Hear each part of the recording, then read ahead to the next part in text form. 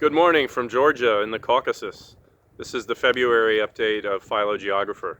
Everyone who's been my patron for the last year or just for the last few months or just someone who just joined, thanks very much. It gives me a lot of moral support and it gives me some financial support to keep doing what I'm passionate about, which is continue this data-driven method of showing male theoretical migrations.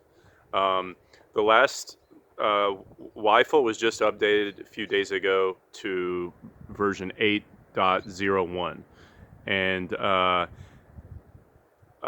there's still some clades that they didn't finish the analysis of, but they're trying to do a release every month. So if they had told you that something will be finished and it's not, then check next month. There's a few in my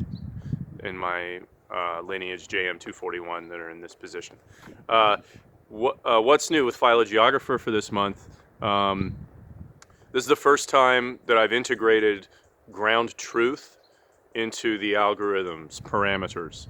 So when you notice every once in a while, if the migration looks different, it hasn't always been, if the theoretical migration computed by Phylogeographer has looked different, it's not always because there were new samples. Sometimes it's because I've been changing the algorithm. This is a work in progress. It will continue to be a work in progress. What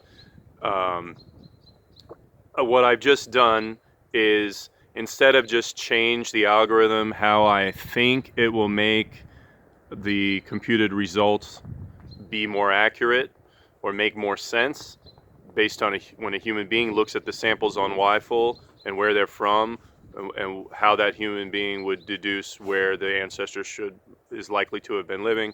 I'm now systematically making a list of where should this lineage be computed to? Where should this lineage be computed to? Right now I've got 7 subclades where I've got a position stored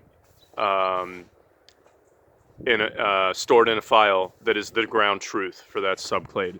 And the goal is, if I can get dozens or even 100 lineages like this identified for where it really should be computed based on where the samples are in the system, then I can really improve drastically the computed results, because I can take all the different parameters that could be in the algorithm and then just optimize on these parameters to minimize the deviation from the ground truth.